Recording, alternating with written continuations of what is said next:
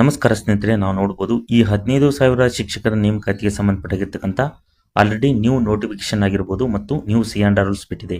So qualification ಏನು ಅನ್ನೋದ್ರ ಬಗ್ಗೆ ಕಂಪ್ಲೀಟ್ ಆಗಿ ಅವರು ಬಿಟ್ಬಿಟ್ಟಿದ್ದಾರೆ ಮತ್ತು ನೋಟಿಫಿಕೇಶನ್ 18ರಿಂದ ಸ್ಟಾರ್ಟ್ ಆಗುತ್ತೆ ಅನ್ನೋದ್ರ ಬಗ್ಗೆನೂ ಕೂಡ ಹೇಳ್ತಾ ಇದ್ದಾರೆ. ಸೊ ಇದಕ್ಕೆ ಸಂಬಂಧಪಟ್ಟಿರ್ತಕ್ಕಂಥದ್ದು ಒಂದು ಪ್ರಾಬ್ಲಮ್ ಏನು ಅನ್ನೋದಾದರೆ ನೋಡ್ಬೋದು. ಸೊ ಜಸ್ಟ್ ಈಗ ಸ್ಟಡಿ ಮಾಡ್ತಿರ್ತಕ್ಕಂತಹ ಸೆಕೆಂಡ್ ಇಯರ್ 4th ಸೆಮ್ ಅಲ್ಲಿ ಇರ್ತಕ್ಕಂತಹ ಪ್ರಶಿಕ್ಷಣಾರ್ಥಿಗಳು B.Ed ಅಂದರೆ 4th ಸೆಮ್ ಅಲ್ಲಿ ಇನ್ನು ಕೇವಲ 2 ತಿಂಗಳಲ್ಲೇ ಮುಕ್ತಾಯವಾಗಿ ಹಂತದಲ್ಲಿ ಇದೆ. ಸೊ ಏನಪ್ಪಾ ಅನ್ನೋದಾದರೆ ಅಕ್ಟೋಬರ್ನಲ್ಲಿ ಫಸ್ಟ್ ವೀಕ್ ಅಥವಾ ಸೆಕೆಂಡ್ ವೀಕ್ನಲ್ಲಿ ಎಕ್ಸಾಮ್ ಕಂಪ್ಲೀಟ್ ಆಗಿ ಅವರು ಹೊರ ಬರ್ತಿದ್ದಾರೆ. ಸೊ ಆ ಉದ್ದೇಶದಿಂದ ನೋಡ್ಬೋದು. ಸೊ ಇದು ಪ್ರಾಬ್ಲಮ್ಮು 4th ಸೆಮ್ ಅಲ್ಲಿ ಇರ್ತಕ್ಕಂತಹ ಸೆಕೆಂಡ್ ಇಯರ್ ಅಭ್ಯರ್ಥಿಗಳಿಗೆ ಬಿಗ್ ಏನಪ್ಪಾ ಅನ್ನೋದಾದರೆ ಪ್ರಾಬ್ಲಮ್ ಅಂದರೆ ಎಕ್ಸಾಮ್ ನೋಟಿಫಿಕೇಶನ್ ಹಾಕಲು ಅವರಿಗೆ ಅವಕಾಶವಿಲ್ಲ ಅನ್ನೋದು ಕೂಡ ಇದು ಗಮನಿಸಬಹುದು. ಹಾಗಾಗಿ ಎಲ್ಲ B.Ed 4th ಸೆಮ್ ಅಲ್ಲಿ ಏನು ಓದ್ತಿದ್ರು ಎಲ್ಲ ಆಗಿರ್ತಕ್ಕಂತಹ ಒಂದು ಅಭ್ಯರ್ಥಿಗಳಿಗೆ ಈ ಅವಕಾಶವನ್ನು ಕೊಡಬೇಕನ್ನೋ ಒಂದು ಉದ್ದೇಶದಿಂದ ಸೊ ನಾ ಈ ವಿಡಿಯೋವನ್ನು ಮಾಡ್ತಿದ್ದೀನಿ. ಹಾಗಾಗಿ ನೋಡಿ, ಈಗ ಯಾರ್ಯಾರು ನೋಡ್ತಿದ್ರು ಈ ವಿಡಿಯೋವನ್ನು ಅಂದರೆ 4th ಸೆಮ್ ಅಲ್ಲಿ ಇರ್ತಕ್ಕಂತಹ B.Ed ಅಭ್ಯರ್ಥಿಗಳು ಸೊ ಇದನ್ನ ಮ್ಯಾಕ್ಸಿಮಮ್ ಶೇರ್ ಮಾಡಿ. ಏನಪ್ಪಾ ಅನ್ನೋದಾದರೆ ನೋಡಿ, ನಿಮಗೆ ಏನಾದರೂ ಇಲ್ಲಿ ನಿಮಗೆ ನೋಟಿಫಿಕೇಶನ್ನಲ್ಲಿ ಅವಕಾಶ ಬೇಕು ಅನ್ನೋದಾದರೆ ಸೊ ನೀವು ಈ ತಿಂಗಳಲ್ಲೇ ಹೋರಾಟ ಮಾಡಲೇಬೇಕು. ಸೊ ತಿಂಗಳ ಅನ್ನೋಕ್ಕಿಂತ ಇನ್ನು 2 ದಿನಗಳಲ್ಲಿ ನೀವು ಸ್ಟ್ರಾಂಗ್ ಆಗಿ ಈ ವಿಡಿಯೋವನ್ನು ಶೇರ್ ಮಾಡಿ. ಜೊತೆಗೆ ಏನು ಮಾಡಿ ಅನ್ನೋದಾದರೆ ಈ 4th ಸೆಮ್ ಅಲ್ಲಿ ಇರ್ತಕ್ಕಂತಹ ಎಲ್ಲ ಅಭ್ಯರ್ಥಿಗಳು ಅಪ್ಲಿಕೇಶನ್ ಹಾಕಲೇಬೇಕು ಅನ್ನೋದಾದರೆ ಸೊ ನಿಮ್ಮ ಜಿಲ್ಲೆ ಇರತಕ್ಕಂತಹ BO ಆಫೀಸ್ಗಳಿಗೆ ಒಂದು ಮನವಿ ಪತ್ರವನ್ನು ಮಾಡಿ ಕೊಡಿ.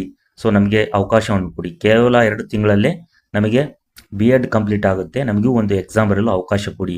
ಯಾಕಂದರೆ ಹಲವಾರು ರೀತಿಗಿರ್ತಕ್ಕಂತಹ ಅಭ್ಯರ್ಥಿಗಳು TET ಪಾಸ್ ಆಗಿದ್ದಾರೆ, ಜೊತೆಗೆ B.Ed ಕಂಪ್ಲೀಟ್ ಆಗಿ ಅವರು ಕೂಡ ನಾವು ಎಕ್ಸಾಮ್ ಬರೀಬೇಕು ಅನ್ನೋ ಒಂದು ಉದ್ದೇಶದಿಂದ ಸೊ ಈ ವಿಡಿಯೋವನ್ನು ಮಾಡ್ತಿದ್ದೀನಿ.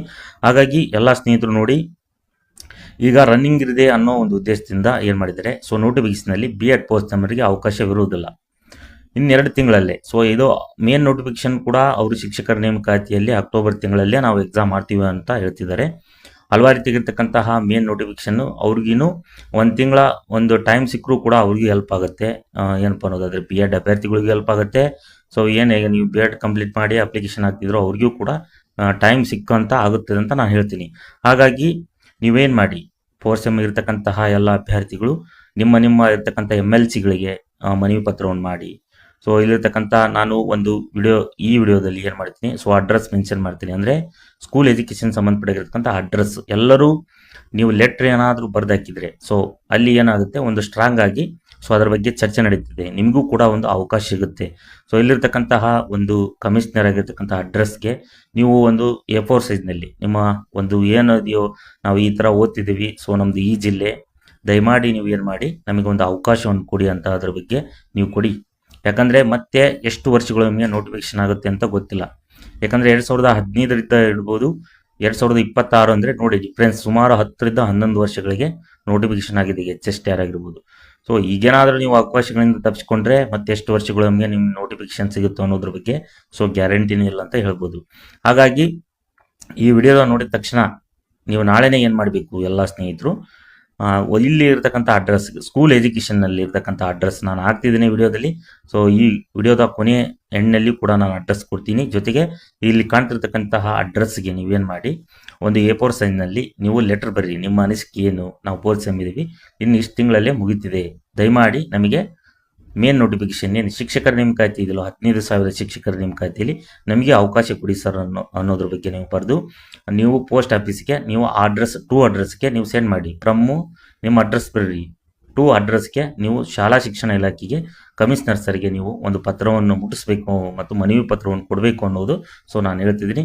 ಸೊ ಯಾರ್ಯಾರು 4th ಸೆಮ್ ಓದ್ತಿದ್ರು ಎಲ್ಲ ಸ್ನೇಹಿತರು ನೀವು ಸ್ಟ್ರಾಂಗ್ ಆಗಿ ಇನ್ನು 2 ದಿನಗಳಲ್ಲೇ ನೀವು ಈ ರೀತಿ ಕೆಲಸವನ್ನು ಮಾಡಿದರೆ ಮಾತ್ರ ನಿಮಗೆ ಈ ಅವಕಾಶ ಸಿಗುತ್ತೆ.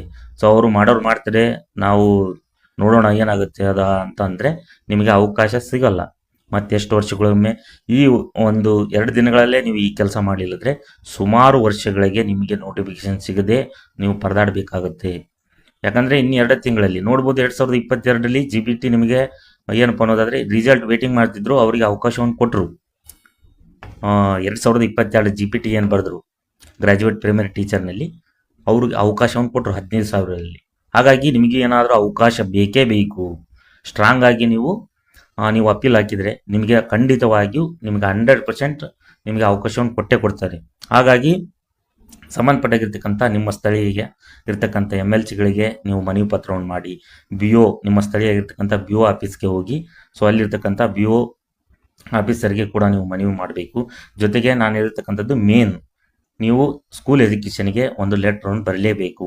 ಪೋಸ್ಟ್ ಆಫೀಸ್ಗೆ ಹೋಗಿ ನೀವು ಕಳಿಸಿ. ಎಲ್ಲರೂ ಕಳಿಸಿದ ಅಂದರೆ ಸ್ಟ್ರಾಂಗ್ ಆಗಿ ಅವರ ಅವಕಾಶವನ್ನು ಕೊಟ್ಟೇ ಕೊಡ್ತಾರೆ. ನೋಡಿಬೋದು, ಈ ಮೇನ್ ಎಕ್ಸಾಮು ಅಕ್ಟೋಬರ್ ತಿಂಗಳಲ್ಲೇ ಆಗುತ್ತೆ ಅಂತ ಹೇಳಿದ್ದಾರೆ. ಸೊ ಫಸ್ಟ್ ವೀಕ್ ಮಾಡ್ತಾರೋ ಲಾಸ್ಟ್ ವೀಕ್ ಮಾಡ್ತಾರೋ ಗೊತ್ತಿಲ್ಲ.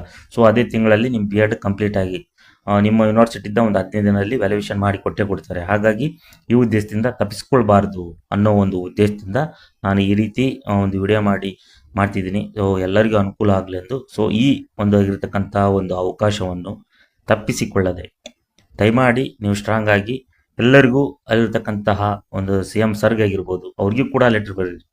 CM ಸರ್ಗೂ ಕೂಡ ಬರೀರಿ. ಮೇನ್ ಆಗಿರ್ತಕ್ಕಂಥದ್ದು ಸ್ಕೂಲ್ ಎಜುಕೇಷನ್ ಕೂಡ ನೀವು ಲೆಟರ್ ಬರೀರಿ.